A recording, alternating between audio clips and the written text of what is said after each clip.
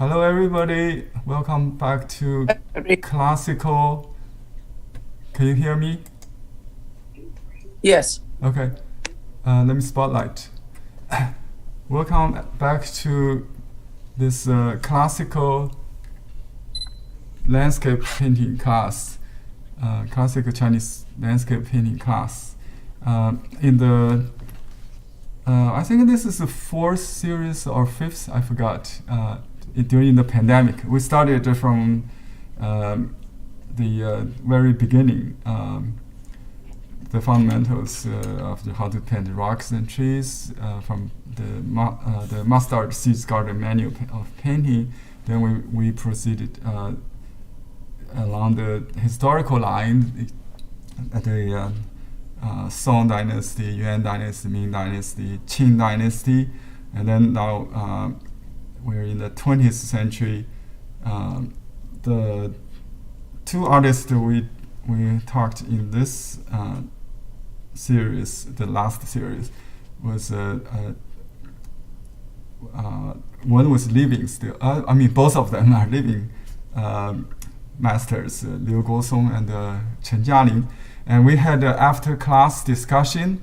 I emailed you with one of our participants in Europe.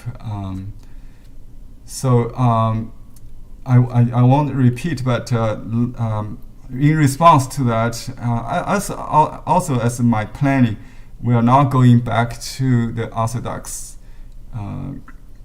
By that word, I don't mean that you cannot deviate from it. It's not the literal meaning of the word. Orthodox school in Chinese art history is an opening system, but it has a clear kind of lineage that link back to the greatest masters. So that just means you have to study, you have to copy the ancient masters to be in line with this great tradition.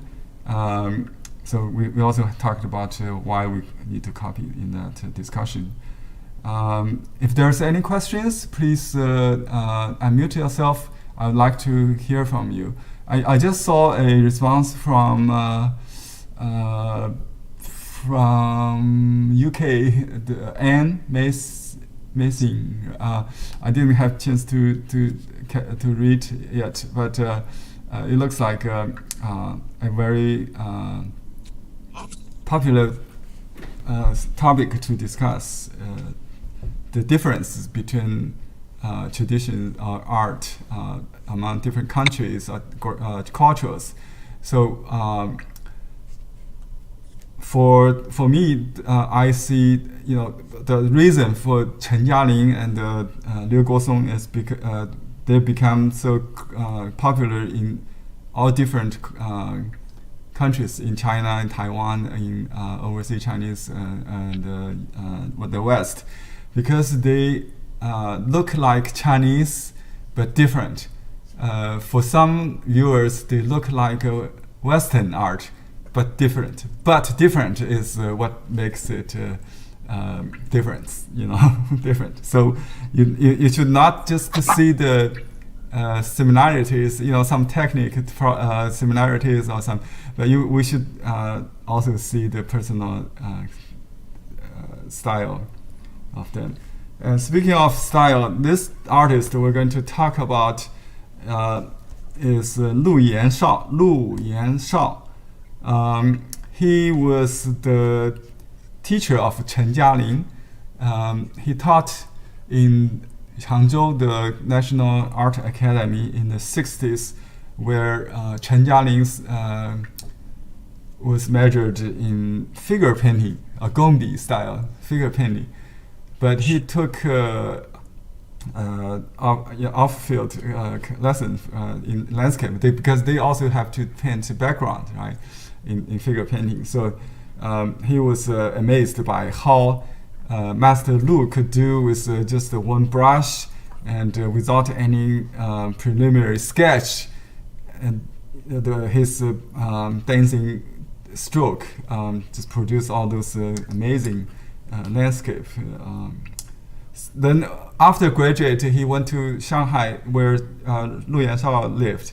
So they became very close mentor and the student relationship. So Chen Jialing would watch the master painting on weekends, just watching. And I think there's a painting. I wish I could bring that indicate his solid background in this kind of art. Let me see. Yeah, maybe I can copy this over to and place in Lu Yanshao's folder, and then see if we can differentiate them. That would be interesting. Okay, so let's take a look of some paintings I put in this. Recording in progress. Okay, can you maybe mute yourself? Mute. Okay, some newcomers, please mute yourself. You can unmute yourself anytime if you have question. Okay, this is a small class, so I will be very interactive with you. You have the privilege to ask live questions. Okay, so this is Lu Yanshao's picture. Let me show you some paintings. This painting is my inspiration for this class, and I received a book from Linda Ann. She also provided the Liu Gosong's painting for my previous class, remember? But this book was sent to me as a gift many years ago when she just started to learn. I think almost 10 years ago we started this online class. So she asked me if I have this book. I said no, but she bought a second copy and sent it to me as a gift. Thank Linda for doing that. I have been always looking through the book, finding inspirations. This book is written by Wang Jialan and Cai Xiaoli.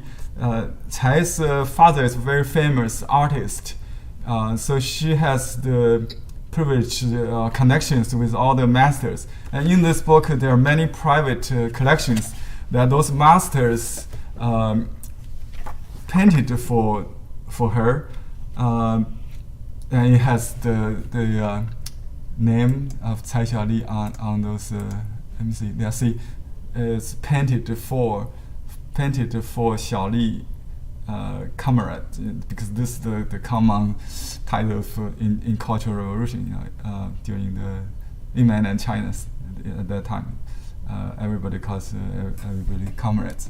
1981. So this is his late after 70s. His mature style.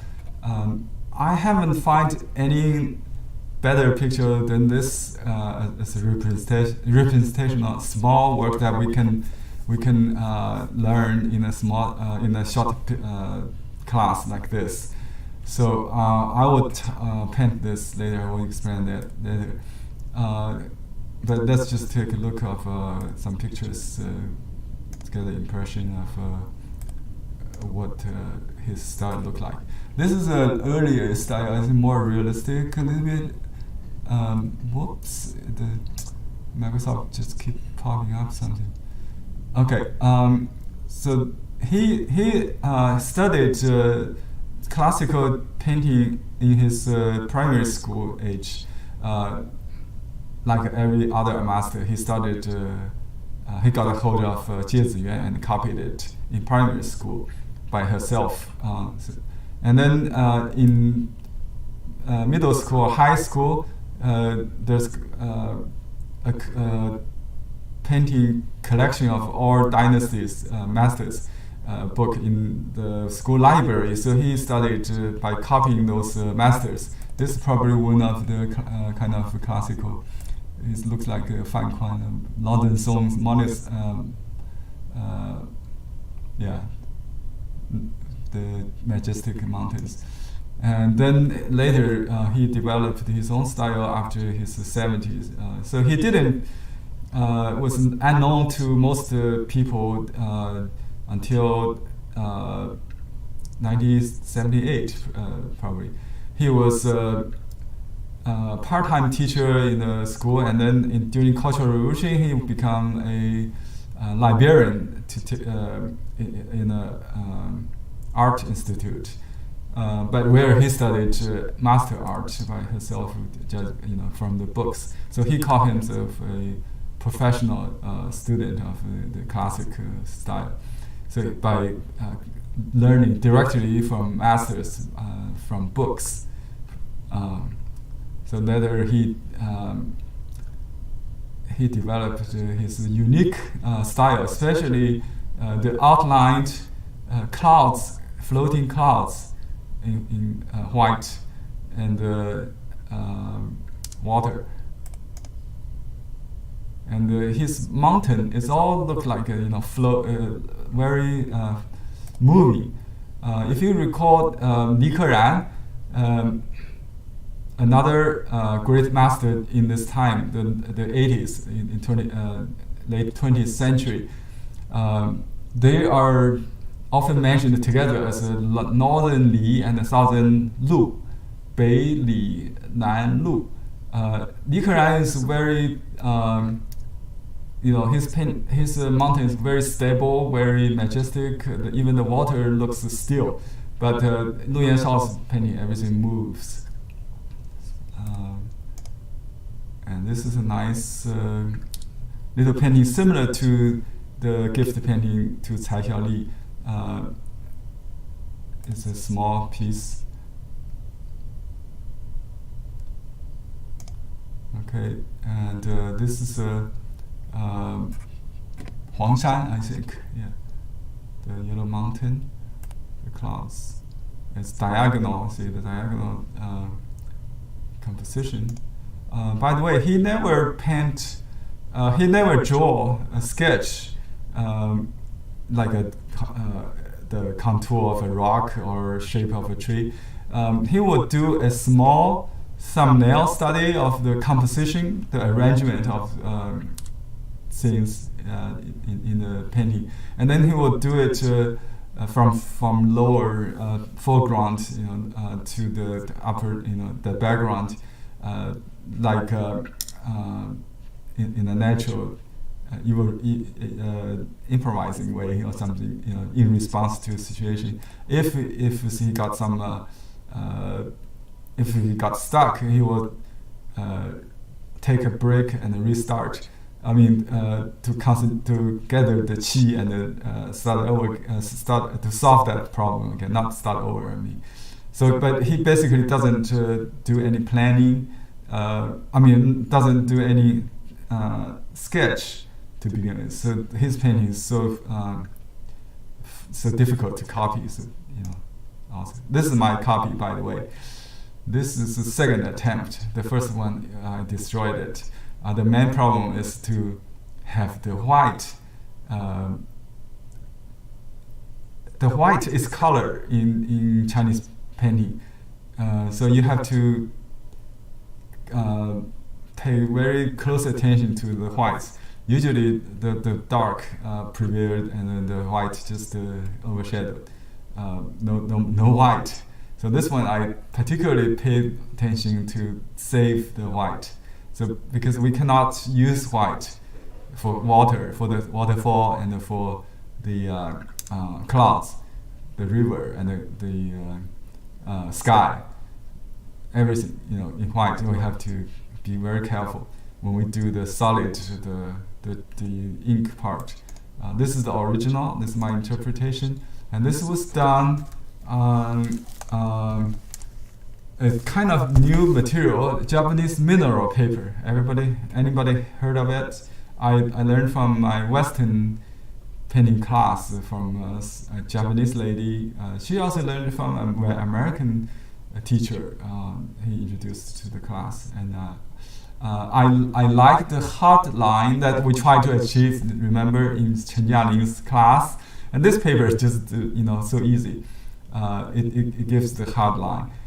In Lu Yanshao's painting, he used the unsized Shuan paper,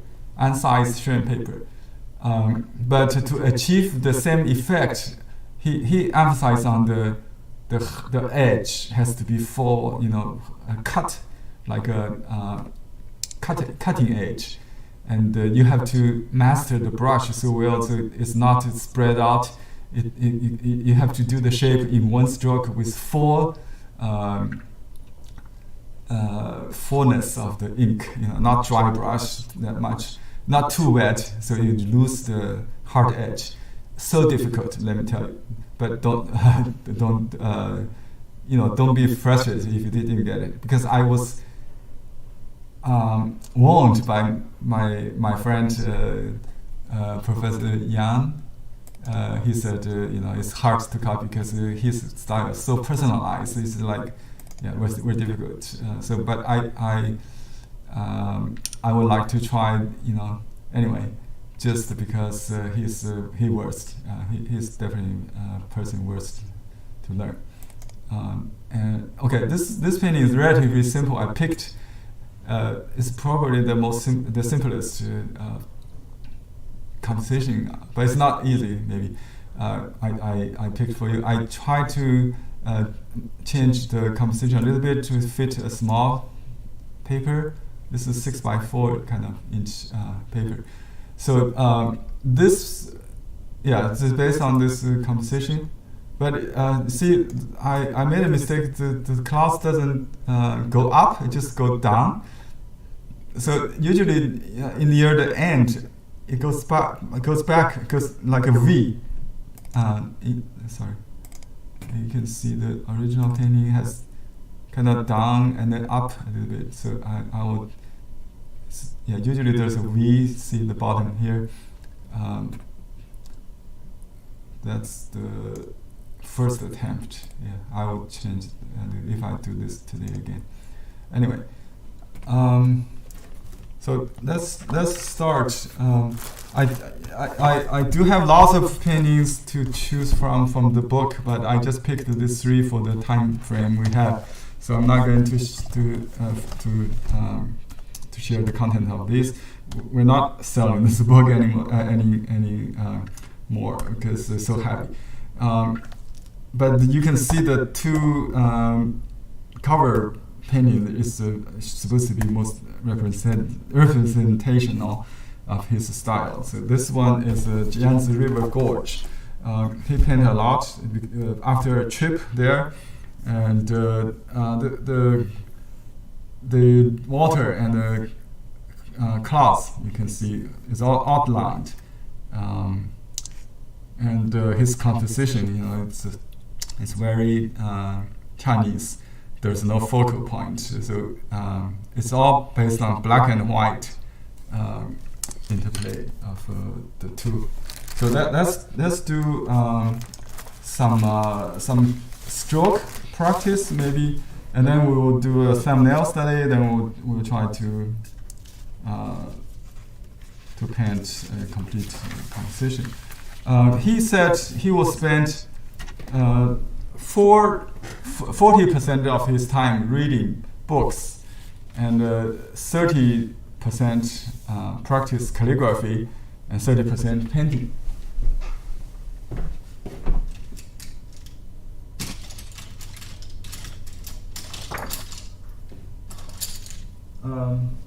I try to find a brush. I think his brush is not very much. Usually he just uses a medium-sized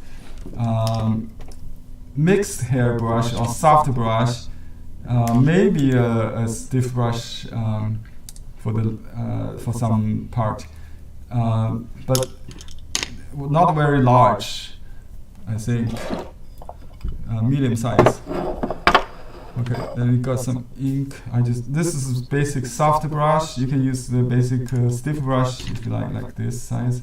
I think this one is the calligraphy brush. Maybe it's too stiff. I will use this kind of mixed hairbrush, like the soft and stiff mix. This is rabbit hair. You can use the regular goat and the sheep, I think. Yeah.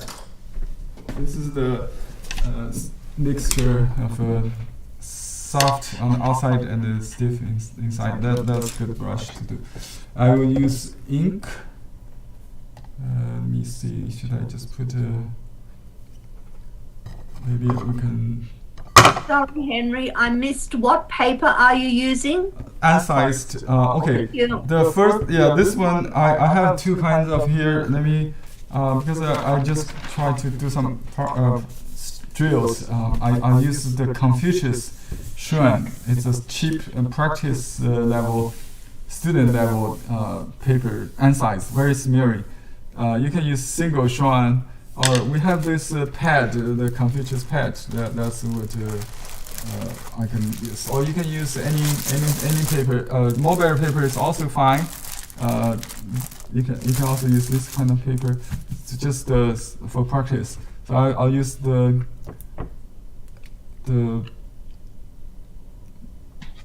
a little bit too big, but we just only use the tip. Tip is most important in his painting. And then you load the brush with dark. They always start from dark and it will turn lighter, right? Let's do. So if you're not familiar with calligraphy, we'll do some shape or line pattern for you. I did that 2 days ago for a figure painting class through the library. If you took that class, you probably know that it's very helpful to practice strokes. And the reason he doesn't do this, I mean, this is not Lu Yanshao's approach, but I just show you the academic way of training students these days. They don't do calligraphy in the art class. They just do this this kind of circling things like that. And you can do another circle the other way. The Lu Yanshao will do his routine like the 30% to practice calligraphy, because he thinks it's too boring to practice just the circles or S or some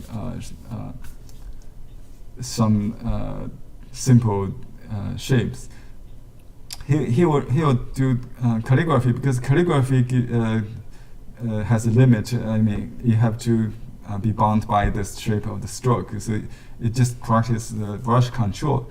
Let me see the other way. Oh, I should turn this direction. This paper is so smearing. I try not to touch the previous circle. Just get familiar with the brush and the paper, the smearing, the speed. So you can just draw a circle, and let's just do another drill of 8. Continuous number 8. And this is how I'll do. For clouds and water, it might be helpful to practice the cursive turns. So let's do a continuous 8.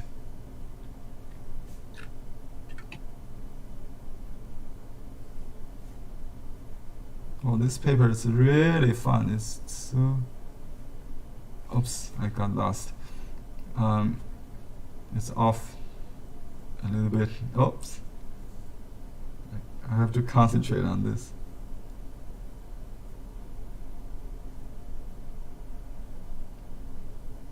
And try to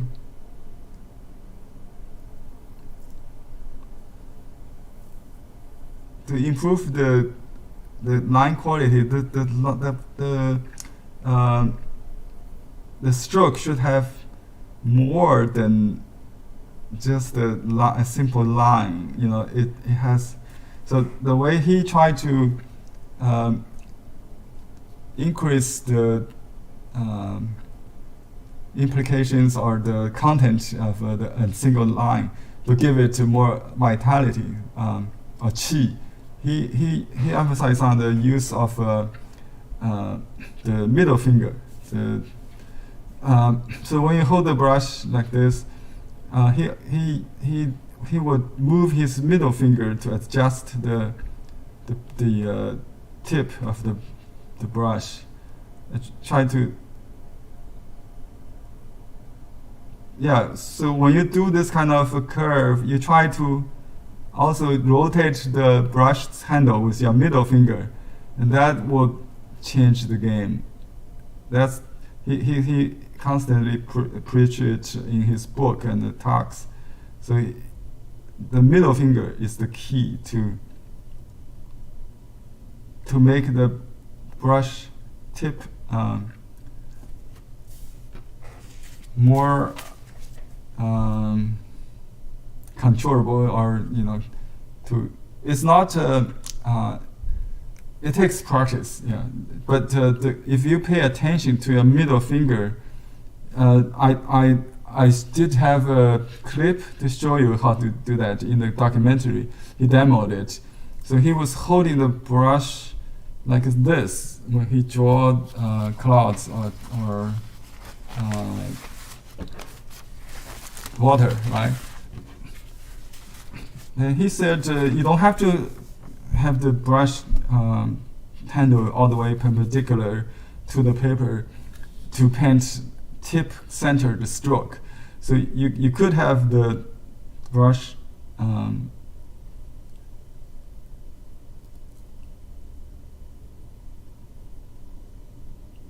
try to keep the brush tip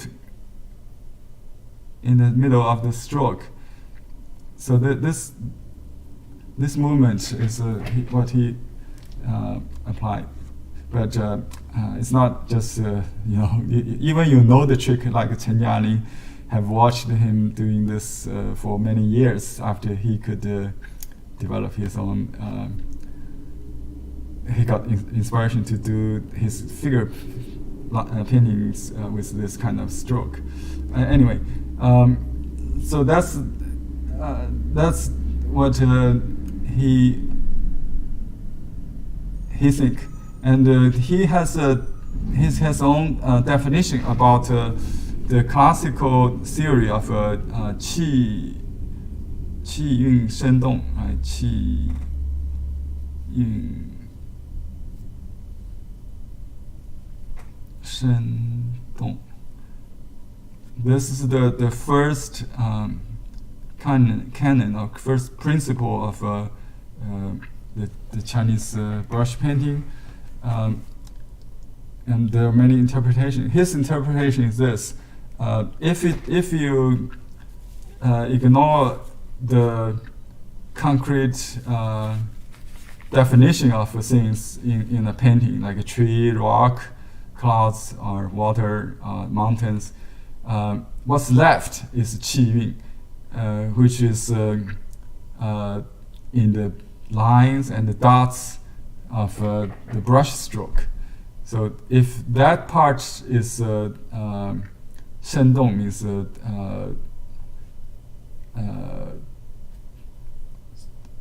is active shen dong, how to say, vitality shen dong, qi yun produce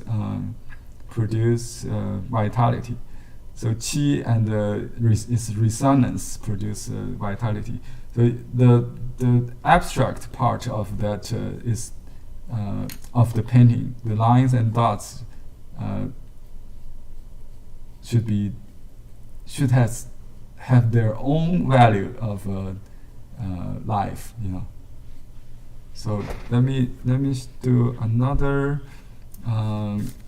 practice. Let me show you the pattern I did the other day.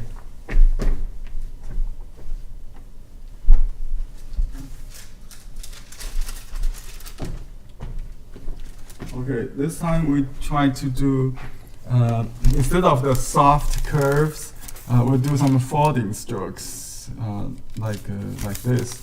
So he always use like a M maybe, or Z, if you. So just going like a McDonald's M, you know, M.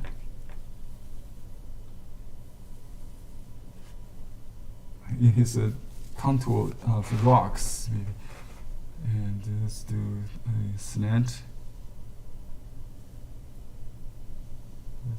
I try to keep the line the same. This is very absorbent paper. But anyway, so this is folding the hard turns. So you sometimes you need to make you combine the M and the S to create that's when you draw water or clouds. You don't have to paint fast, but so if you combine the curves and this kind of folding, sudden change of directions, you will get this kind of line. And the classical clouds pattern. Okay, here I draw this figure. So you can draw a figure face like this. Just to practice, just warm up. Like you can do this before you do the painting.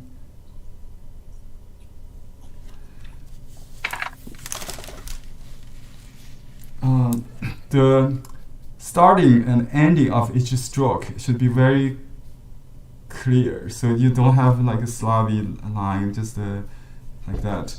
So you need to have, just like calligraphy, you need to cut in. Oops, too light. There are two kind of strokes. I talked about this early in the class. One is called a nail head, another is a teardrop. So let's do nail head. You can do vertically like a nail, right? Teardrop, you start thin and then press.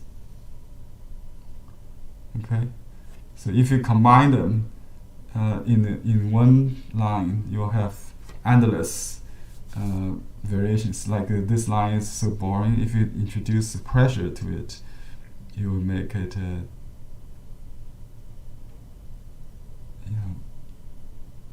just like an orchid blades. Usually when you turn this this part should be thinner.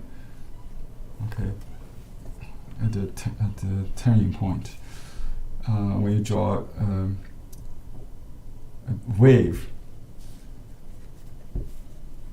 Okay, enough for the warm up, and I'm going to do a thumbnail study of this this painting. So here's it's a small painting, maybe just like I don't know what the original size is. It must be on an almond leaf, a small almond leaf. You can see a folding line. So it's probably like a palm sized. It's on both pages. So maybe just like a palm size, like this, yeah. I'm going to do a thumbnail study with ink, or you can use pencil. Do just black white. I just take one sheet of Japanese paper here, and we can just draw. You can use a small brush if you want. Henry, do you know which number of your Dropbox so I can, The you Dropbox. know, the painting number? So because you sent us 20 of them. So are you in the folder? The second picture, I think. Yeah. Is, can you see the image? Okay, let me pull down a little bit. It's just interesting. You don't see that the file name. Why? Okay, on my screen there's a file name DSC00062. Got it. Thank you. It's the second picture, right? From the portrait. All right. Yes. Yeah. Thank you. Yeah, that's the book dedicated to Cai Xiaoli, painted for Cai Xiaoli. Cai Xiaoli, right? His father's Cai Heting, I think, very famous artist. We call it 画二代, right? Second generation artist. Okay, now let's just use pure ink, the brush left over from the previous drawing. Let me just draw a little thumbnail. We can do it multiple times until we get the composition correct. So we roughly have a diagonal. Let me see how it's, a line of rocks, and there's major mountain. Like I said, there's an M kind of there, and then you don't have to draw the shape exactly. You can just roughly draw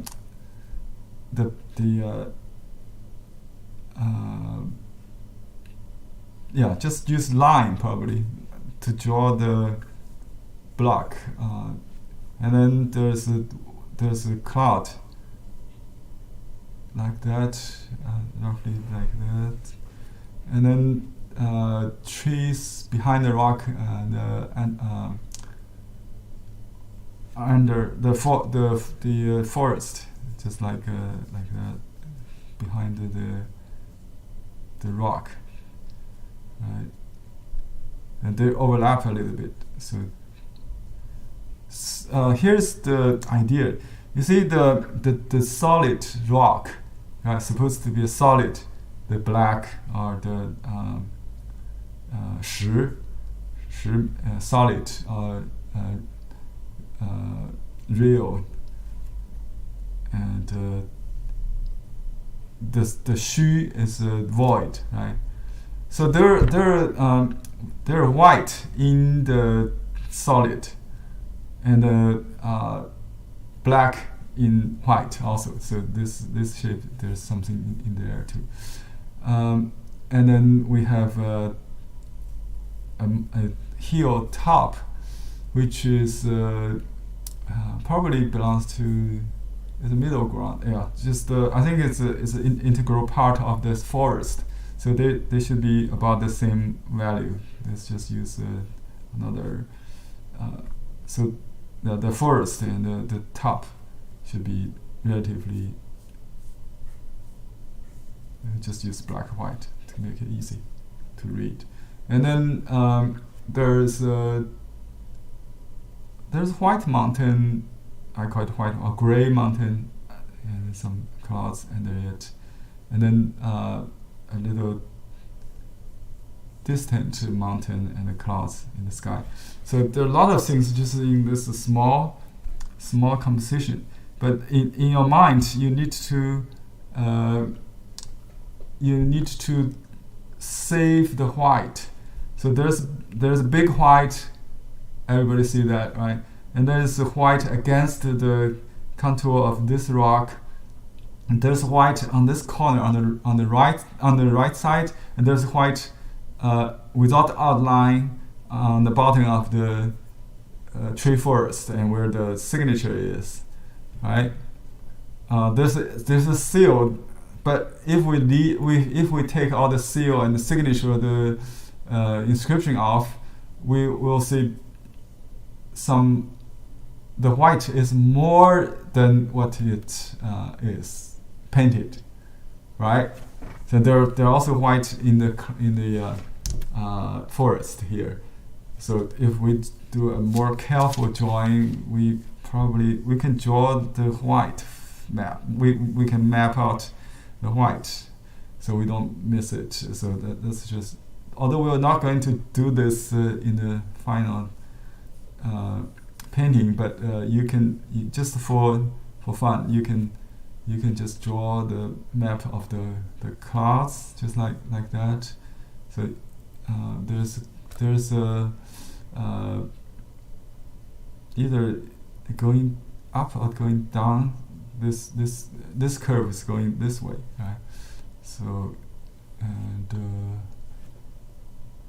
then we can just draw the mountain in black and white just to squeeze out the white for us to to see. Then when we paint later, we'll make the rock more void.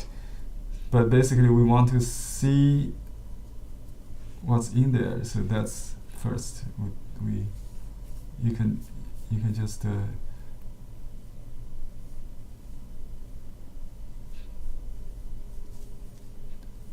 So this kind of planning is important. Although you probably will be because we don't do the sketch on the final painting. So this kind of paint, you can make all the mistakes in a small study, and try to create your mental image is more important. Not you don't have to look at it until you kind of memorize the notes you take here. Just it's helpful to do that. And you can also look at this way, the darks. So where are the darks in this painting? They probably is where you start of each section. So it will be. So if we look at the dark, that's where we will paint, right? And this is the white we try to save. And then you'll see some dark here and some dark here that echoes it. We call it opening and closing, right? So this is the opening, one opening and closing. It's a balance, kind of opening and closing. That's the only the diagonal darks. So all the other parts, no matter what you do, is lighter, please. So if you do the dark everywhere in the painting, you got lost. There is a little bit dark there, but it's not important. You could do it with light, if you like. Because they're so thin, it's a little. So this is large, medium, and maybe a little small dark. There are also other darks, but basically you could get away with the dark, just the opening and closing, and the other is medium gray. And here you have a medium, the grays. You understand what I'm talking about? So you can look at the value. We can do a value study in Western watercolor. We call that a value study, or just a line drawing for placement. So this little things solve the problem of placement. We call that 经营位置 or composition. But we don't call it a composition. We call it 经营位置 in the 6 canons. And then the dark and the white, the value study. So if we do the dark like this, it won't be good, right? So you want to have white or void in the solid, right? So something more like this. So it's really philosophical kind of art, yeah. it's not realistic. That's why you need to copy and read. Okay, let me get some water. So if you, yeah, I'll be back in 1 minute.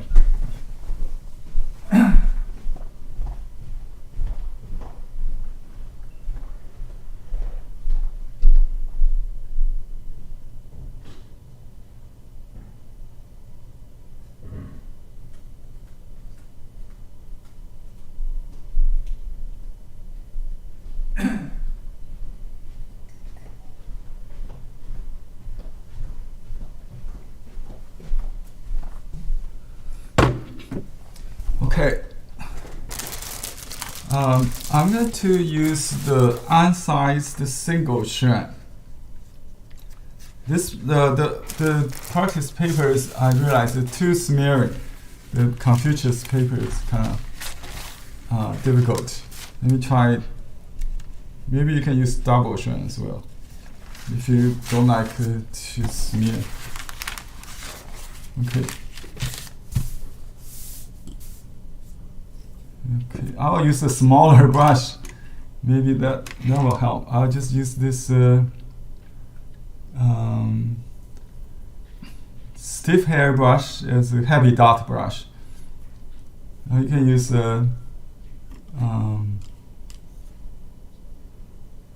this is too sharp. This is the liner. So, okay, let me just use this one. This is good. Okay. Because the size of the paper is small, so I use a smaller brush. Oops, I got some ink to start with. I got a drop of ink. That's good. So that's what he talks about. One produce two, two produce three. So you have an emergency. So you just jump in, right? You just jump in. I got a drop of ink there, so let's just make it into the mountain. You can ignore that to just do the top mountain. So because this paper is a little wider, so I will adjust a little bit. So this rock could be higher. So it's about 1/3, 2/3 high of the paper, right? So obviously it starts from this and then folding, turn up, and goes all the way down. Okay, and let me just make that part into the rock. Okay, so you work around the mistake. You don't have to try to make up a little bit missing stroke. Then I realized that he doesn't vary the value. So like here, I got the water in the brush. I pressed too much. It just he only used the tip at the beginning. So we'll do. And this has a drop here. So this part is roughly like on this side here. So this goes up a little bit. You can make up that later. Actually, we can just do a guest mountain. This is the peak, and this is the guest, the hierarchical. It's in Chinese. So I push the brush. You can kind of going back and forth like an M. You're writing the M, right? Now M. And it could be repeated to get the roughness, right? And the sharp point is too sharp. In Chinese calligraphy or painting, we don't like this kind of triangular, this kind of sharp point. So he just make another line, just double it. It will make it, instead of modify that, you can add a stroke. Okay, just in case. You don't have to copy this kind of thing. But if you should read it carefully to see if it's intentional or just accidental. You don't want to copy the mistakes or problems. You want to just copy with your own reason. Okay. Dry brush to continue. When the brush is dry, you do this side. You don't have to reload.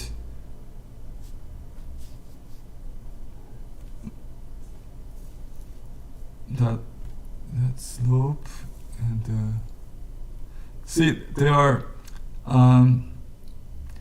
many voids in the contour, so they don't have a complete line, because this is behind and this is not as solid as the monolithic of this rock. You can even add more detail on this, when the brush is dry. You can do it after you finish this part, just before you reload. Use the dry brush to add some surface texture, like a Fupichun or the X cutting strokes like that. But we can do that a little later, maybe. Sometimes the line is absent, but it's in your mind. See, I see a shape there, but there's no contour. So I just use the white, the unpainted white, to leave that. So that's suggested. And you should keep the whole shape in your mind. You don't just do the line. You count the mass, the whole rock, to see the whole rock when you do a line or just make sure the wholeness, the unpainted wholeness is in your mind. Okay, now we're getting even smaller, and behind there's a kind of rock. This kind of rock he borrowed obviously from early Huangshan school painters like Shi Tao and especially Mei Qing, Mei Qishan.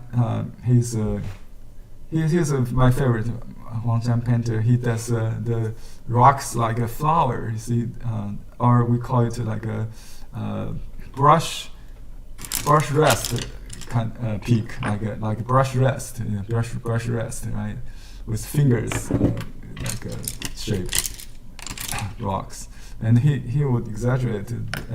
So it's not bound by gravity sometimes, but his painting is not that far away from reality. And here, because the extra space I have, I'm thinking to leave a little gap, or kind of stretch it a little bit. You can make another kind of. So you look at the rhythm, up and down and up and down. And here, if you're going down, and he has words here to get to fill in that gap. You can also have a little secondary peaking, maybe. So I'm adjusting to the paper I'm using. So I just draw some rock.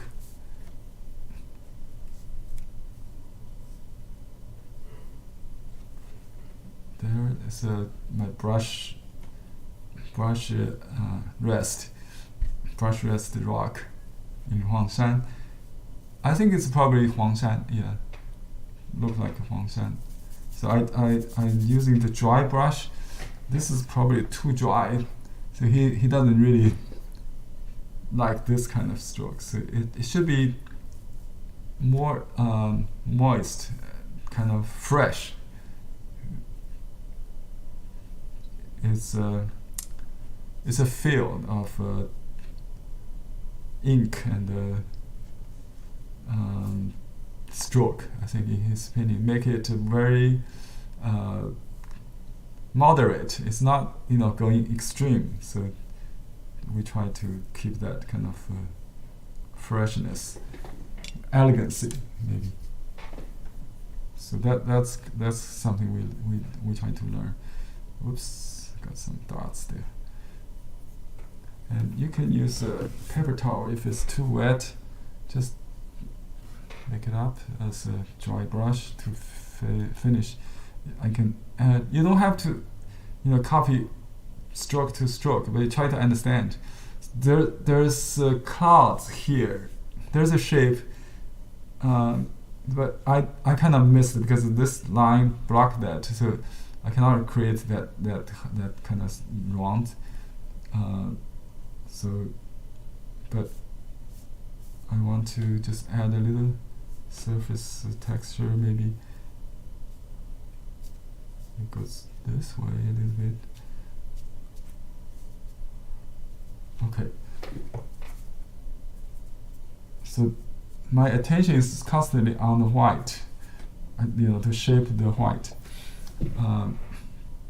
I may consider this part all the white. So when I do the shading with color later. So don't complete. We will do some shading with warm and cool colors. He used basically the indigo and the amber, but there are some greens also in the jungle, in the trees. So I'm going to do the top first. So it's opening and closing, and then we'll do the medium ink. And so this is a little bit too tall. It looked like that, but he took fully advantage of the paper. So the sky is almost maybe it's cropped, but anyway, the sky is minimum. So I'll use a little dark, but this darkest dark could be added. So I'm going to start maybe just medium dark, so I can modify that. Let me see. I probably would not do the bottom of the rock. It should be outlined, the clouds, and then we'll kind of do that. So maybe I'm wrong. I got lost here. If I do the mountain, I have to squeeze out that shape. I better maybe just draw that. So I'm going to wait. I'll follow the natural sequence from near ground to middle ground now. Sorry about that. So I constantly adjust my approach just to see. You can do a little trees overlapping with the rock. It's behind the rock, so this should be a little lighter. So let's just dilute it with water. Okay. Probably a little darker. This is the heavy dot brush we got. We only see the trunk, and the crown is partly in the clouds. In the clouds, but in this part we squeeze out the cloud with the trees without doing the outline, and the outline is only in the middle of the clouds. So it's kind of tricky to keep in mind that the white we have to save, so let me draw this, outline the tree, just some verticals, but lean to the left a little bit, and you do a little Y shape to that's all the details you need. It's in the distant. So this is actually taller than this mountain, but behind, so it's lighter. Yeah. just draw some line, and then we can then define it. Okay, so just less detail here, but we got details here again with a little dark ink. Maybe he started from here. He started from the dark and always goes in a sequential order, so it goes from dark to light.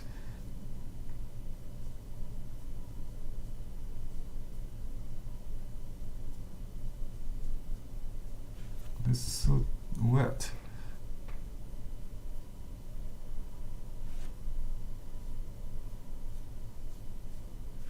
You can use the peach sap. I don't have any here.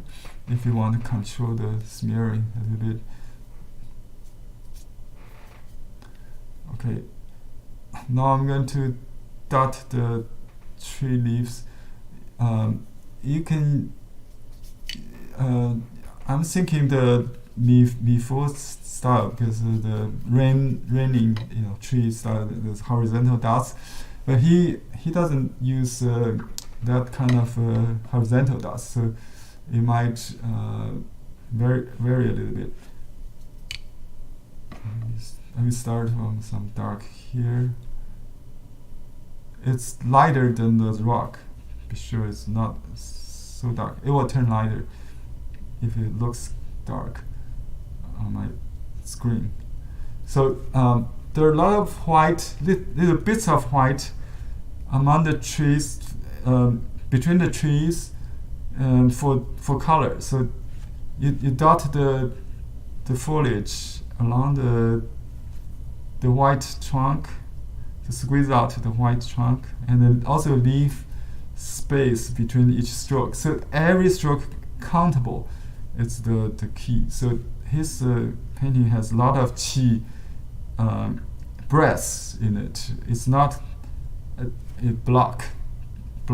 It doesn't know stopped like a just dead block. So there's a lot of strokes, right? Pay attention on the shape of the tree. I can just dot the tree line, and then we will go back. So I try to capture the wholeness for you to see. So there's a white line there. I'm going to just use dots to do the. Actually, I'm squeezing out, leaving the white right there. Okay, and some more white there. So there, it's very stylized kind of shape. This it's you see always in his painting that kind of stripes of white and stripes of dark alternating to form the movement. And here I see an interesting stroke, so I'm going to try. I load the brush, a dry brush with a little water, and then start just draw this. That got the gradation. See, the gradation is from the light, because I touched a little water. Let me show you the screen maybe. If you look at whoops.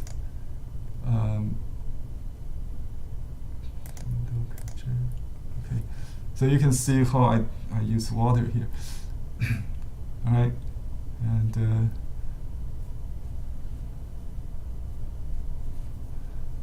this could be added afterwards, but I cannot wait to show you. Now I'm going to draw the clouds using the dry brush. So this line you have to draw in one stroke. All right. So this one goes all the way to about crossing the middle, right there. So my middle line is there. So I'm going to draw a curve, but it's not a straight line. So start from a little thicker. You can maybe more comfortable if you want to start from left to right. If you like that, you can do so. So let's do this. So we start from here. We use dry brush, go slow, and I keep an eye on the sample painting. Or you can draw a control line with your fingernail, and then you make a little bit wave to start with, and a little bit curve, and then basically a very fluid line. That's it. And there's a little rising clouds flowering there, and here is the mountain foot, and it goes all the way here, right? Now the fun part. This is like a belt, like in the Dancing Girl we did Tuesday. It's like that.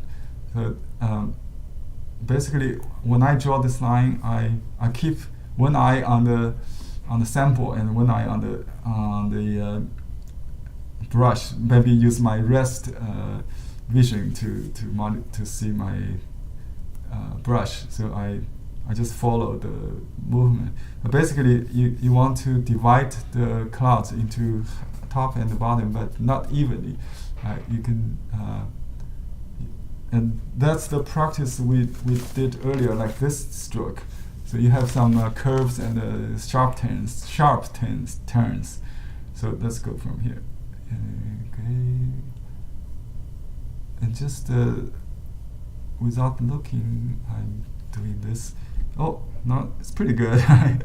I didn't even look at my brush, but he will definitely watch his brush, because I tried to copy the masters, and if I missed it, I just have to go back to make it up. But now I just watch my. You don't leave the paper. The brush never leaves the paper, so that's the basic technique of doing this clouds. The brush never leaves the paper, just to keep moving. So I'm going to dot the trees to finish this part. There are some dark trees supposedly on this side. Okay, let's do a little. Oh, sorry.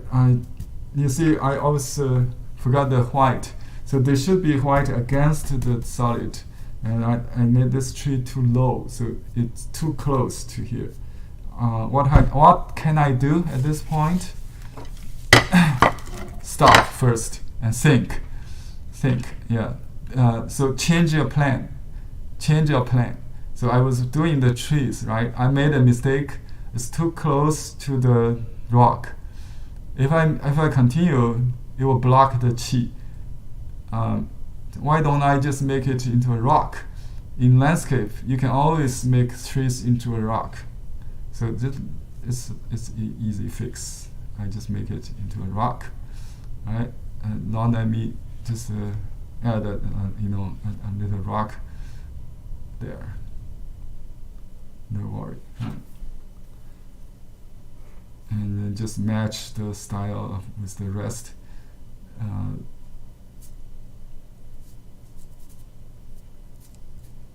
Okay.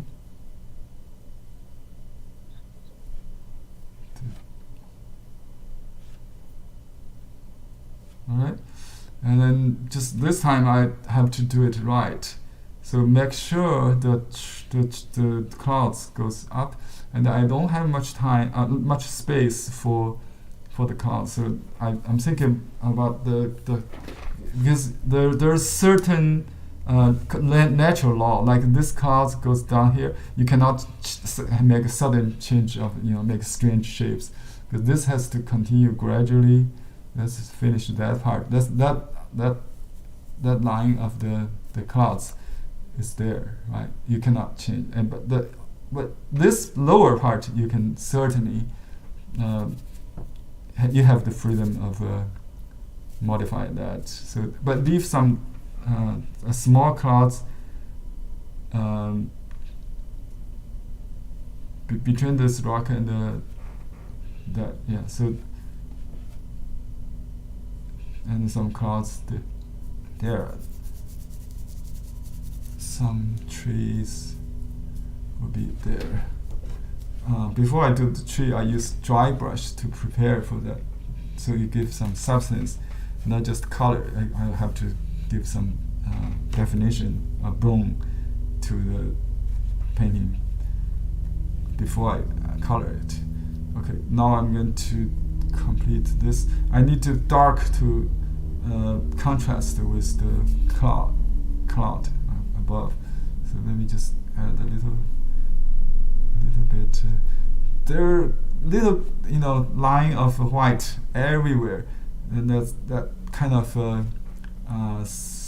echo the main shape. So you don't have an isolated shape like a white and the dark. So that's very important. Very important. I try to keep that in mind. So the echoing of see this, there's a line, something that breaks, that connects the.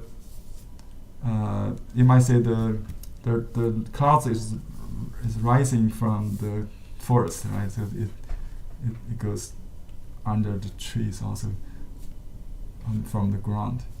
Usually after the rain, the next morning you'll see this kind of rising. Whoops, too dark. So when you get to the edge, make sure it's not too dark. Not too dark, yeah. The dark should be concentrated in the focal area, I think. What we can do, you can add, you can blot it and add some water, or blot it to reduce the value a little bit, maybe. But don't overdo this. It could break the paper. Okay.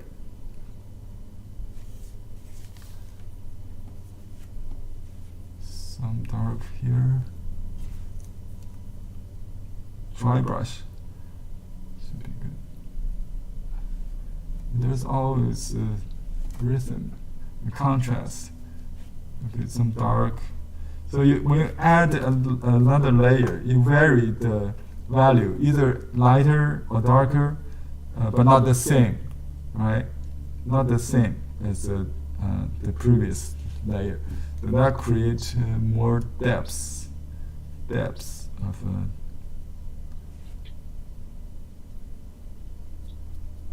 interest, So that's.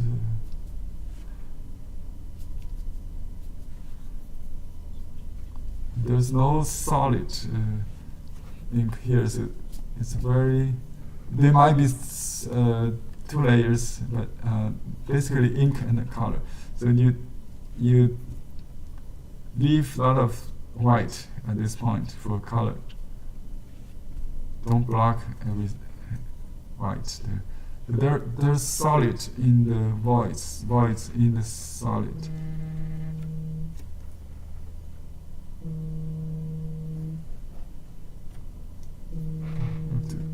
Call later.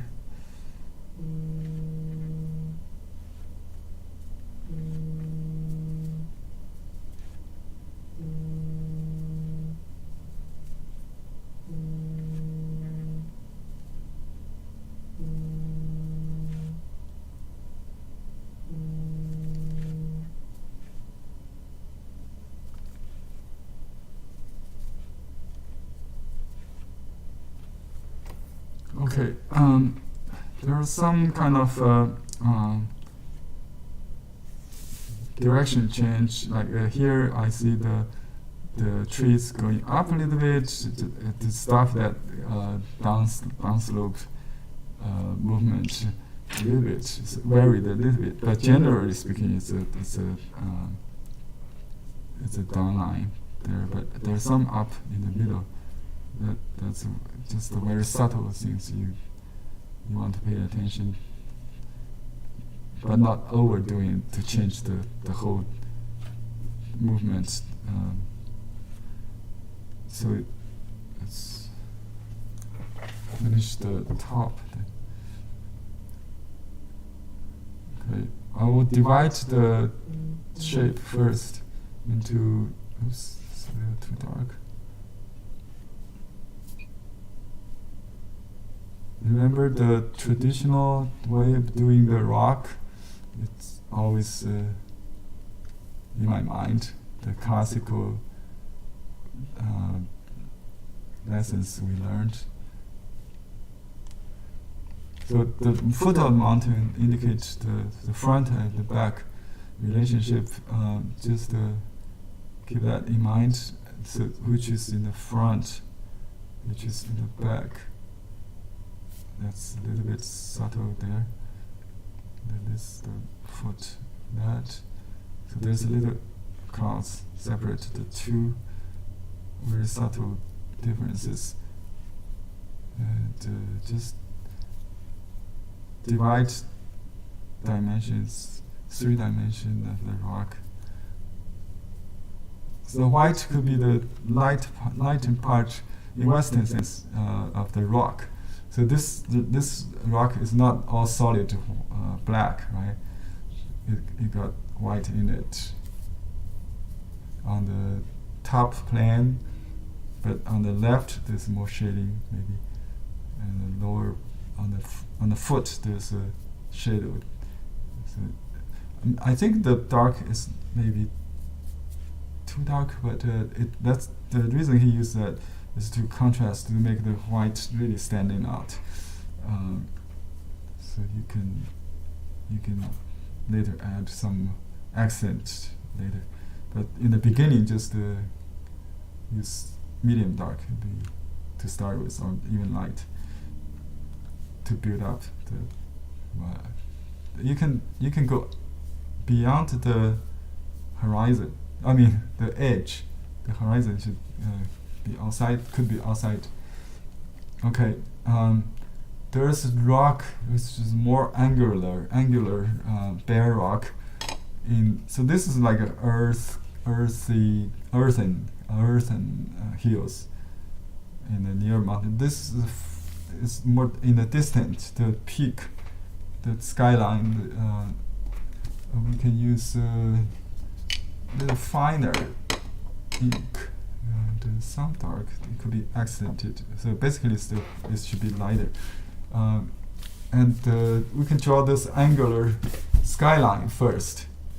Okay, let's keep in mind where the peak is. Okay, we'll just do some box kind of shape. Oops, too wet.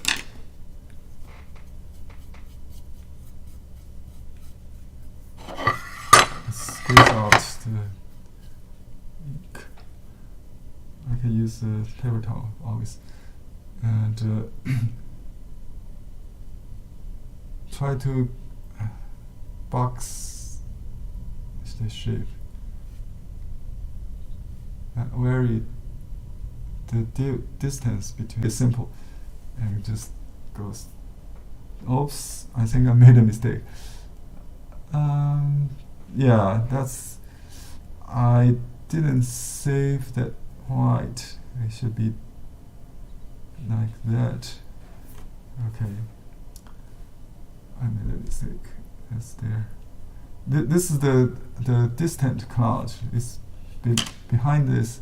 So so the mountain foot, it should be in there. So I have to make this into another forest edge.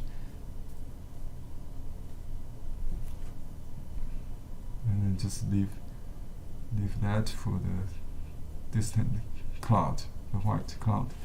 It should go in all the way somewhere. Anyway, this should be our.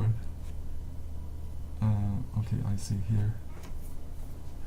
And when I color it, you will see more clear later.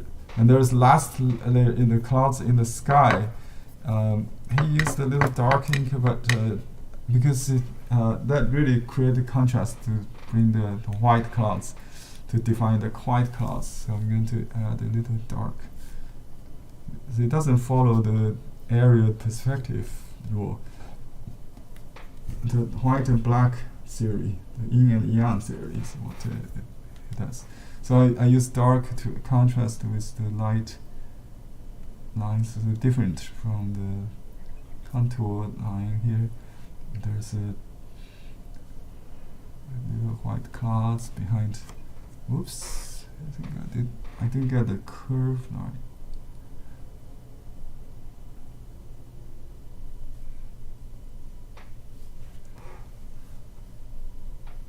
All right.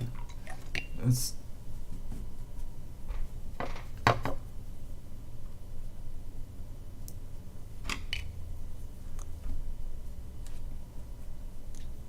Should be lighter.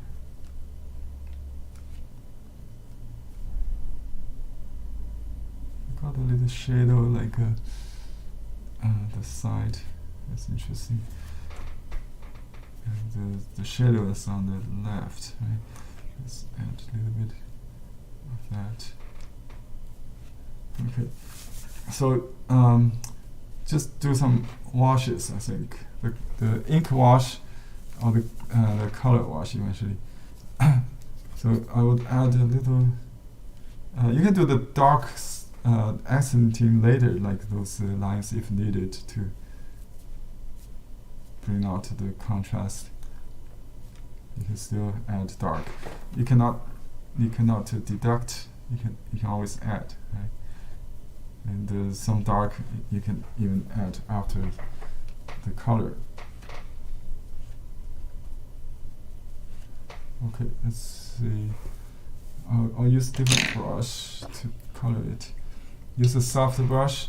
Now I do the warm first, using the color, the amber chips is what he would use. Many traditional masters, they keep using chip amber chips and indigo chips. They do adopt some other colors, but I think also the yellow chunk is what the 3 primer is still in classical. Like my teacher's generation, they still keep this 3, while adopt the other colors like in tubes. The mineral greens, they don't have to use the powder anymore. Okay, so the color of the amber is muted, so you might mix a little ink or a little indigo is also okay, just to mute it a little bit so they're not so yellow, and add some other. So light, very light. But we can make it a little brighter. I see the amber on this and in this rock is probably like that. It's a little warmer. Oops, you can go beyond the contour. It doesn't really matter, right? Because it's so light. That's the key. If we keep it light, you can just paint the color. But we still we don't wet the paper. We still paint it wet on dry, right? Okay, wet on dry. And you can mute it a little bit there.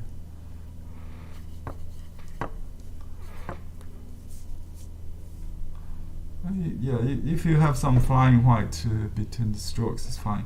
You don't have to fill in all the blanks. And I add a little yellow ochre here. It's a new color, but I think yeah, you can add a little yellow if you want. Just vary a little bit. Don't have to be that much. Just our eyes are so sensitive to color variations. And maybe in the later we'll glaze a little indigo that will turn it to green. So let me just do the yellow first, and then we'll do indigo. I need to have some warm color to do the trunk of the tree. and then just fill in the double line here with a little umber.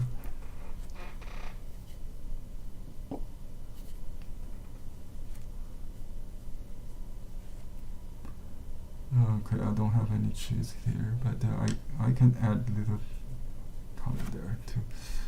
Okay, the top of the tree is green. You can use opaque green. I think he did use a little opaque green, and use yellow. You can just use transparent yellow and indigo to get that green, transparent green. Yeah. So I mixed a little bit leftover mineral green with yellow and indigo, just a little bit. Everything is so light, yeah. And I leave the white line somehow in a line, you know, with this general movement of the qi. So this goes this way, this goes this way, right? And do a little bit more green here. So this is a little more indigo, maybe. That's a little bluer. Generally, it should be more indigo because this is a middle ground. It shouldn't be so green. But you could have some nice in the highlight, maybe. Okay, the transparent color indicate a little high, lightened part, you know, on the crown of on the top, the cover of the forest. It's yellowish green, maybe. I have some bush trees I added there. Okay, this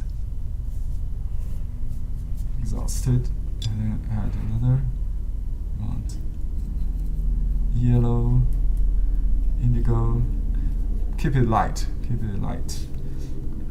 And you don't have to do a flat wash. It just use the same kind of stroke, you know. Just like you do with the ink. So don't have to fill. Some part it might be more smearing, create a color stain outside the ink. It's okay. But basically, you don't do a flat wash. Just fill in some part between the trunk, maybe a little bit. Okay, now let's take a look of the. Oh, here we need some cool colors. But let me finish this. Also on the brush first. So some vegetation is still green in the middle ground. So these two sections are the same layer. The middle ground, right? And you can have some dark later, but I just have a little green vegetation there. So that echoes this forest.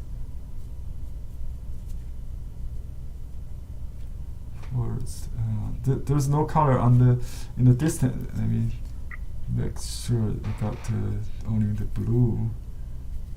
Maybe a little bit. Just okay. So not only the indigo and a little ink muted to do this angular mountains. Okay, just the blue. Keep it simple. Oops, I got it right. I tried constantly fighting with black and the white and the solid. So I try to define the clouds here. There are distant clouds behind the outlined clouds without outline, so that's why I got confused sometimes here. And that's it, I think. So, you can. Let's see. It looks like a Yanshao already. And we add a little cool color to the wall, but you probably need to dry it before layers, and we can use iron, or you can use a hair dryer. It's even better because iron may create some unwanted effect.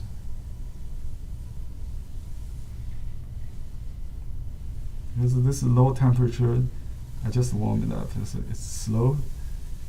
Okay, and you might create some patterns start to appear. So I will stop.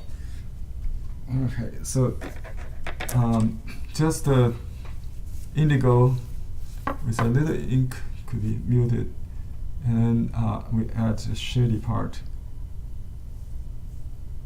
I still want to have some kind of shape inside the, like there's a cloud over the rock.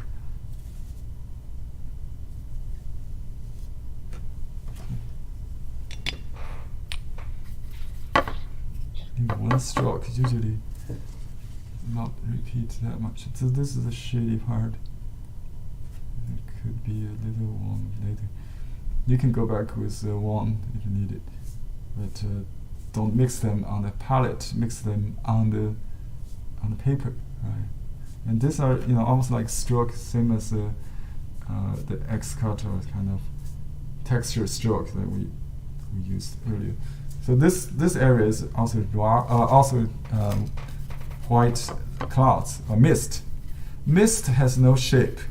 When you're in the cloud, it's mist. If you have a kind of experience when you hike in a mountain, and the shape of the clouds is white. Shape is only seen in the distance, middle ground or in the far ground. That's the mist is in the rock, in the trees. When you walk in the mist, that's where you feel it. You can feel it, but you cannot really depict the shape. Okay, now I'm going to add a little forest foot here. Well, you can dot it, just keep it more impressionistic, like Dottism, right? The combine colors instead of create a solid, uniform color. You combine cool and warm this way, with dry brush, with dots, with some kind of space between the two different colors. You create, by overlapping, partial overlapping, you create more interesting impressionistic effect. Okay. So I try to use the cool against the warm here, maybe. Recording in progress. Okay, let me mute.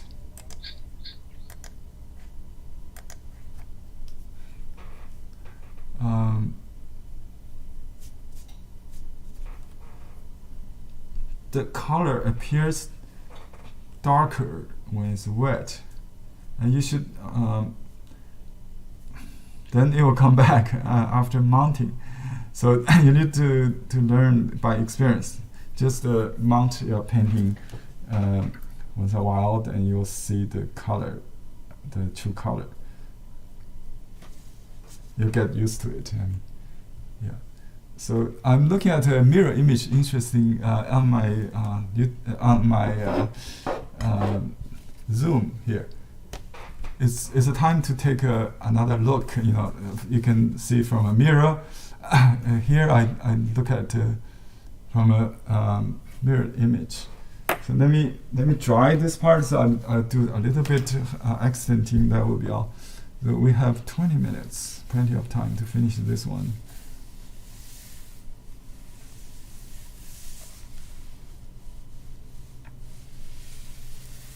So I dry this first before I add more colors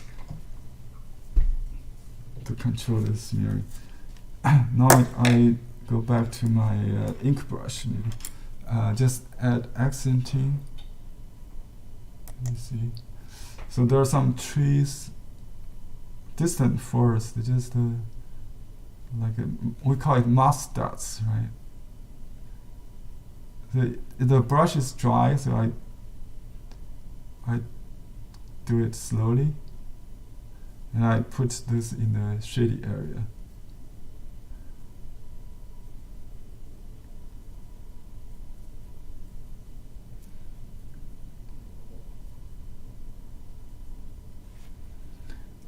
In the city I am, there's hills like this, and the trees on top of the green. In the summertime, it's actually yellow, but it's very green in the spring, and we see this kind of dotted trees on top of the grass. It's very much like Chinese painting. The dots representing trees on top of the hills. And near the bottom of the hills, there should be more vegetation. You can add with some accumulated ink. It's called this. Definitely with more layers. We accumulate layers. So they're not done in one layer. That means you can always add more than one. So that's about it. Let's see. Okay.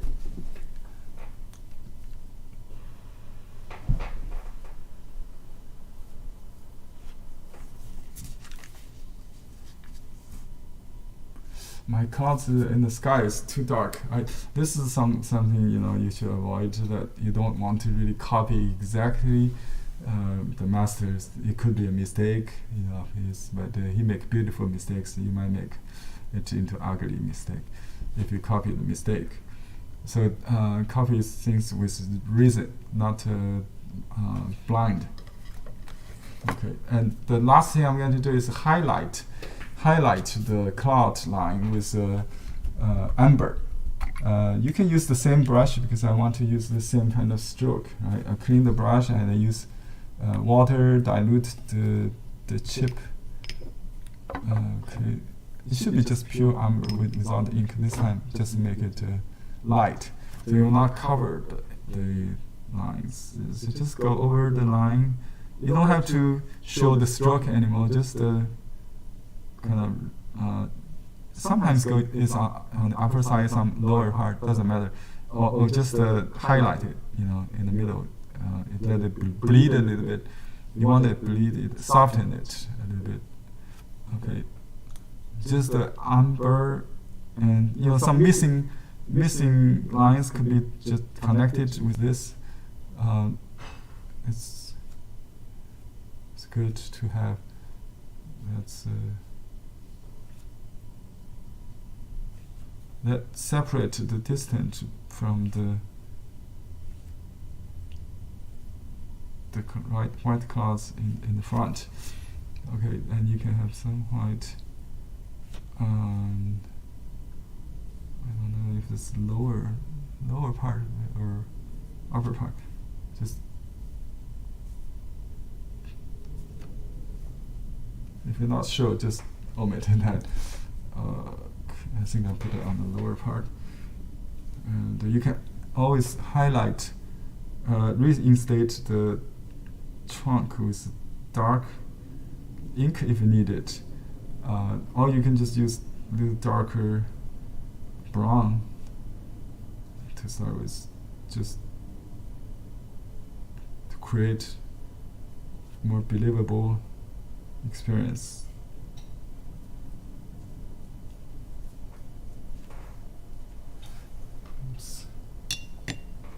There's some color would definitely turn lighter because it looks at something that's dark, but it's not actually that dark. So let me see. I don't think we need any brown on this distant mountain because aerial perspective says there is cooler, right? You can add some more.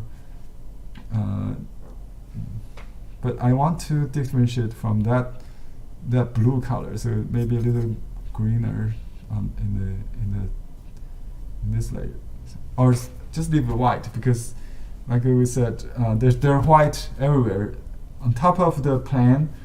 Yeah, I just destroyed it there, but there are some still. I hope, as you know, also maybe in this area even the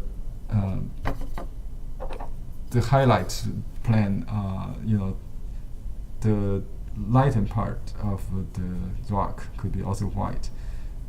So the white is not empty. It's the unpainted white is a color. Lu Yanshao has written a book, very detailed, described his theory and practice, his experience, called Shanshui Hua Chuyi. You can search on internet if you read Chinese. It's available. It's very informative, and he gives all his secrets. The first half of the book has to do with how to copy ancient masters, the theory of landscape, the history, and then the second half is his personal experience, more technical, how to use the hold and use the brush, things like that. But still, even you know the trick, you still need practice to become part of yours, right? So he said he spent 40% time reading to give him, like directions, the judgment, the eye of aesthetics, and then you have to practice your stroke with your calligraphy, because the calligraphy is less boring than practice those drills, right? And in addition to calligraphy, he also write poetry, and so calligraphy has meaning also, right? So that counts for 70%. So the rest is 30% time he will spend on actually painting. He did a series of illustration on Tang Dynasty famous poets. He did 100 for the poems written by Du Fu, and that album was collected by one of my classmates in Nanjing University. He became an entrepreneur in Nanjing. He was a chain restaurant owner, and then become a real estate developer, and he became a collector. Now he is also a professor in the university. He collected the 100 poetic illustrations for a record high price. I think it's nearly 1 billion at that time, and it was featured in the museum in the downtown Nanjing. I didn't have chance to see that, but it's everywhere in the books and online. You can see that collection. It should be warm. I think the clouds should be highlighted with the same warm color. I did it with a little blue, so that's okay. Just vary a little bit.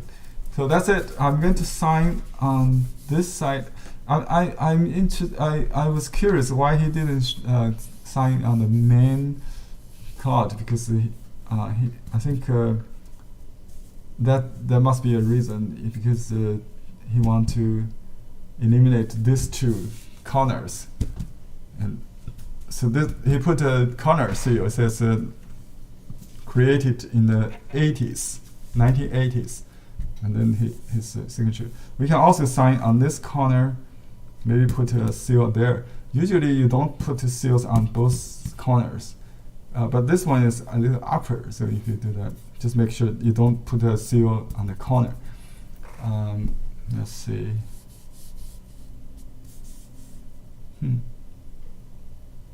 This is a very challenge. So you got two corners empty, you have to fill in one.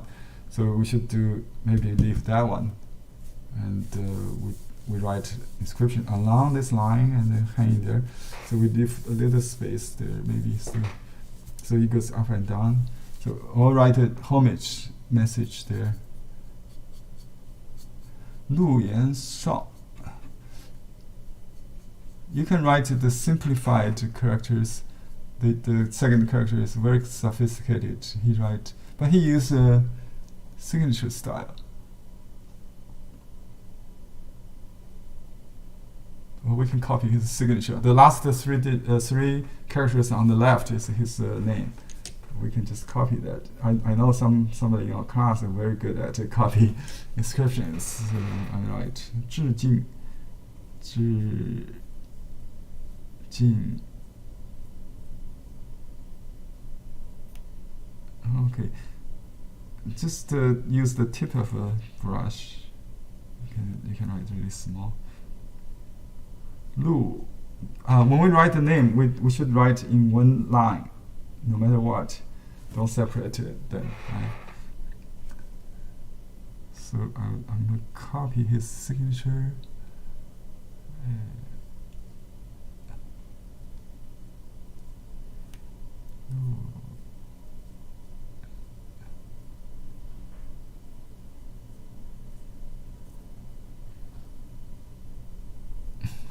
I think I cannot really read it, but you got the idea. Okay, and then the year is autumn, mid-autumn. Today is mid-autumn, another mid-autumn season, not the festival. It's the even division of day and night today, right? 秋分. It's one of the calendar festival, not festival. It's what they call the seasonal point. It's 清丑. 秋分. Well, I don't have room. In that case, I just write my name. I can just write autumn. That's enough. Okay, and okay, name. This is very difficult to write. Very smeary. Okay, his series on the side. I still have room. I wish I had a small seal. And that.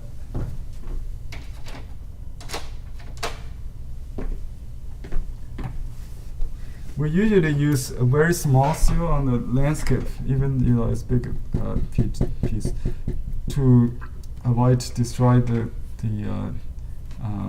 scale, the proportion, the feel of the qi, the atmosphere or the landscape atmosphere. If you use too big seal, like the one on the right corner is too big, right? You could see. I'll just put it on this side. You can cover the letter, the characters a little bit if you don't have room. Okay, it's very close to the edge. That's fine.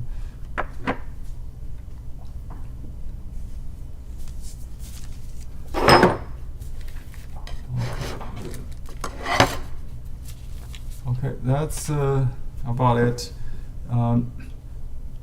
Any questions about Lu Yanshao and his style? I didn't do the water in this case. I think his clouds is more worth learning. The water is too difficult and not very realistic. It's very decorative. But clouds is very classical. We have done that in Ming Dynasty painting, right? We've seen that. Actually, very early on, we have this kind of outlined landscape in the history of landscape painting. You can still add accent if needed, but I will leave it. Just I think in his painting there's a very clear, just like calligraphy, where he started, where he end. That kind of rhythm is very natural. If you destroy that, it will be not so what they call the wearing or the literati painting. The emphasis on the kind of writing. So we don't call it painting, we call it writing, with the same brush, with the same ink and same paper of calligraphy, same principle, same kind of. So this signature, the whole painting is a signature, so to speak. That's why calligraphy practice very important. He spent 30% time on that.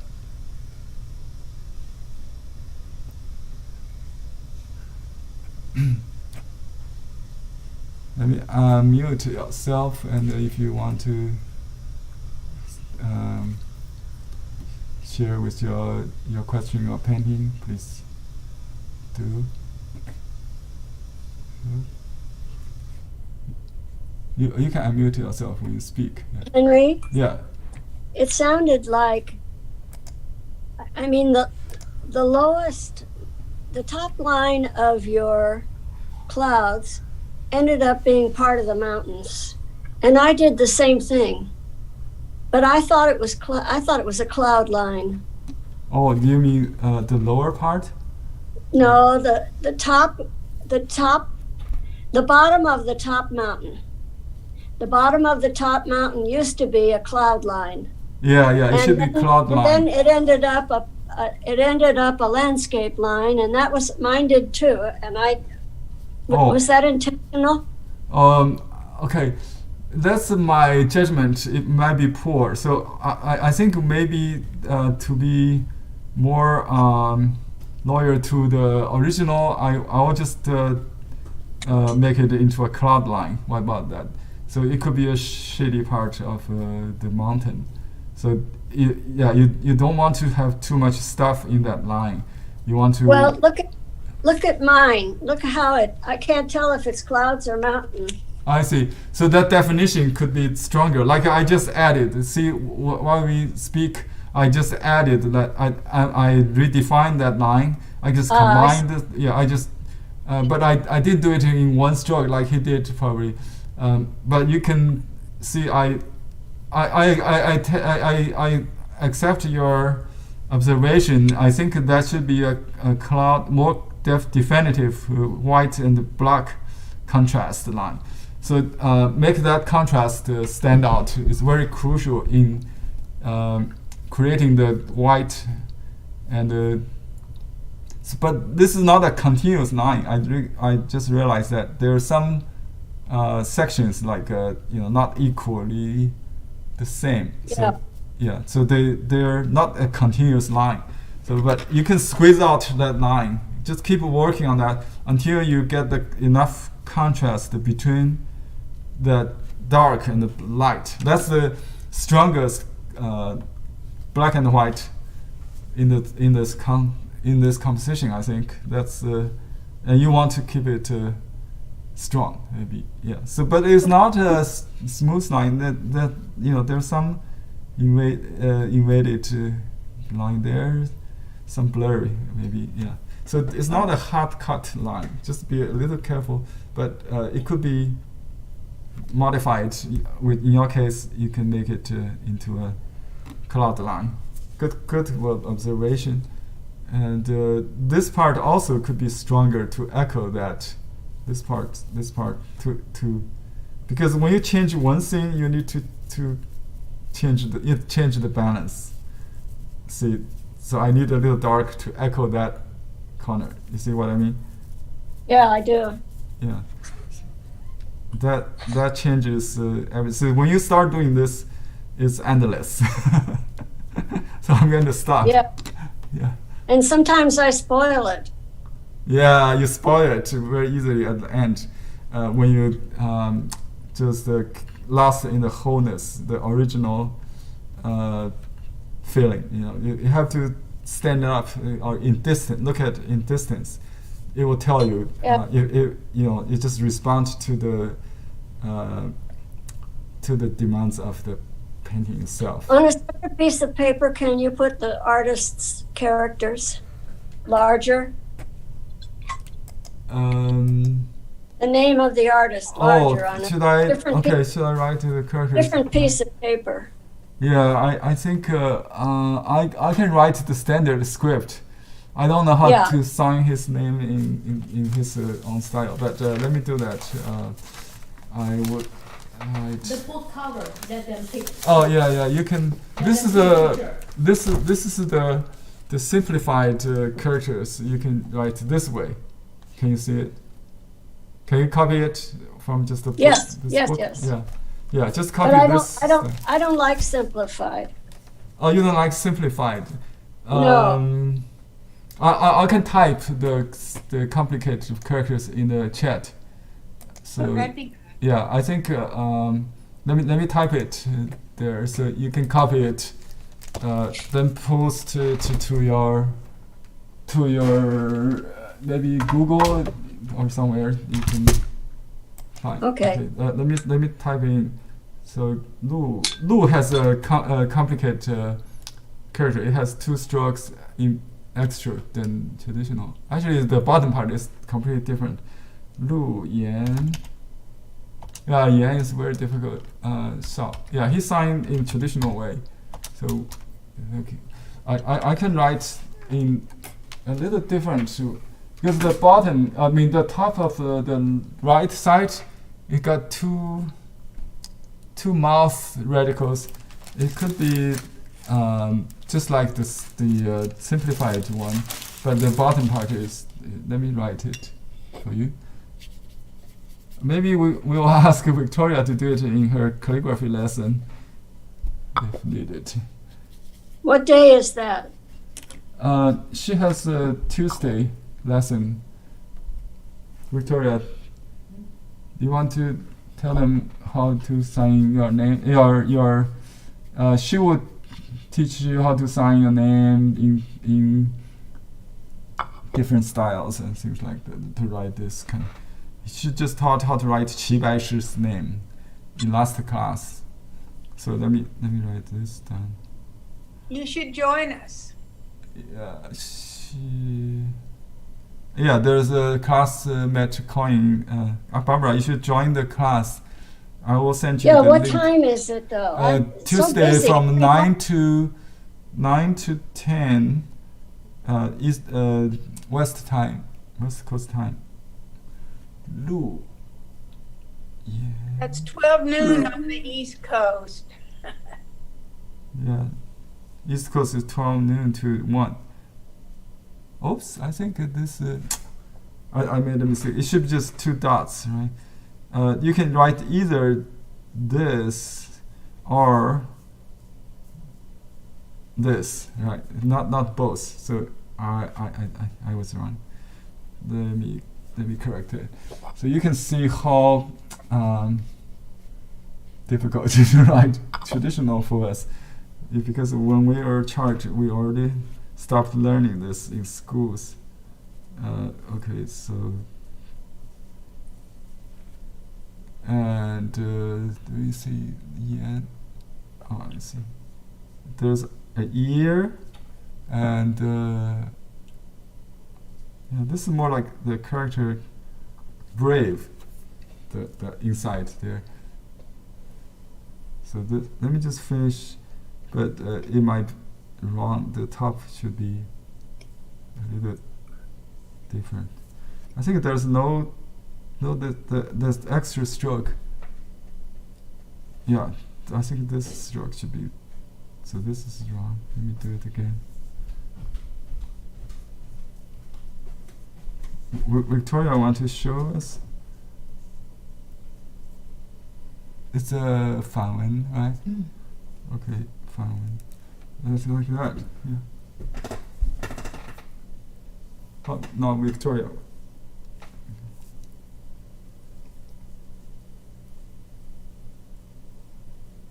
You mean there's a dash on top? I don't see that on the print. Did you check? There's no dash on the top. Either this or this. Yeah. That's a challenge. This character means serious, right? Yan. Serious, yeah. We get very serious now. Very yan. I think this stroke is extra. Is it? There is. There is? I cannot really see that. It's. Yeah, we could do a Google search to find other variations. So I'm going to take a shot of this. Okay, the last character is a Shao. That's easy. Just like a Xiao with a slant. It means young, right? Young.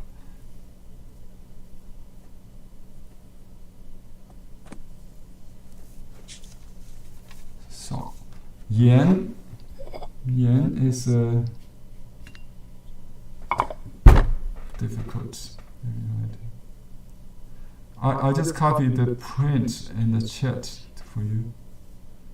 I could be wrong because I cannot really read that small. Is that? Thank you. That's really nice. Thank you. Much easier. Yeah, so this 1, 2, 3. You can write this way horizontally, or vertically it would be 1, 2, 3. Goes down, right? Yeah. Henry, Yes. on the artist's picture or painting, he has 2 seals. Can you explain what those 2 seals, his name seal, I guess? Yeah. Okay. Let me. There are 2 of them. Okay. Yeah, I think the 2 small seals, right? I cannot really read that. Let me see. It should be first name and last name. Yeah. Okay. He put the first name under. I think. I don't know what's in there, but the first seal on top is Yanshao, his given name. I have to check to see what exactly the bottom seal is. Could be hometown or something. It could be last name with hometown or just the last name, or something has to do with the name. I think his family name. And then this seal on the right is the time seal, time stamp, which is 80s, 80s creation in the 80s. Oh, really? 80年代 means 1980s. So, in other words, instead of using a mood seal, he used a date seal. Yeah, it's very common in the 1980s. Everybody has this seal. I have one too. It's just it's so different. There was drastic change in the 1980s. It's just like year 2000. Everybody used the seal year 2000. In the 1980s, we all try to mark our painting, because it's a significant change in that decade. So everybody uses this kind of mood seal. It's a mood seal. Not every. You can always, you can carve a mood seal like this for every decade, but it's not so popular as in the millennium decade or the, So I have a seal, and it says the 21st century man. You know what I mean? Very interesting. Yeah, because they didn't live through the century. He died in 1994, so he's very proud that he got to the 1980s to see the boom of the Chinese society and culture. he became famous in the 1978 in a exhibition, a show, then become very famous. Yeah. He also lived through the Cultural Revolution, right? Yeah, he lived in Hangzhou or Shanghai. I forgot. Shanghai, I think, as a librarian. He was not allowed to paint, to create like other artists for some reason. Oh, actually, I know the reason. He was labeled the rightist. In China, the left means radical. The Cultural Revolution was basically launched by the leftist Mao and his Gang of Four. It's called Gang of Four. His wife and the other 3 person. So they, when they are banished in a virtual coup d'état kind of, by actually Mao's successor and Deng Xiaoping's, relatively rightist fashion. So the China reopen and then reform. Now it's going back to Mao's era, unfortunately. Yes, that's right. Okay. But it will never repeat exactly. It's history, always interesting. But Chinese art has lasted for many thousand years. And we have gone through the Mongols, the Manchus, the Western, the 2 wars, all the many, drastic change. But the art is always a resource of calming and soothing, for the suffered. So this artist, I will also talk about another artist who lived through the 3 regimes. His name is Shi Hu in the next lesson. So in the 1980s, there are many artists was rediscovered. They're unknown in the Cultural Revolution or in the during the 50s, 60s, 70s. But in the 80s, we suddenly have masters emerged from the society, like Shi Hu and Huang Qiuyuan and another 2 of at least. They're called the Van Gogh kind of person. They already passed. Like Shi Hu already passed 10 years, 12 years before his first show in 1989 or 88. After I already got here in the state, he suddenly become a star. His painting is pretty much like Yanshao, with a very personal style. But he also learned from 3 masters: Zhang Chen in Sichuan, right? He's a countryman of his, and Huang Binghong and Qi Baishi. When they traveled to Sichuan, and Shi Hu was a companion, a guide, like a local guide, to accompany them, to watch them painting, plein air painting, or studio painting. So he learned from 3 masters and become a master of his own. So next lesson, I'll introduce Shi Hu. Thank you so much. Okay, thank you. See you next week. Bye-bye. Bye-bye. Aloha. Recording stopped.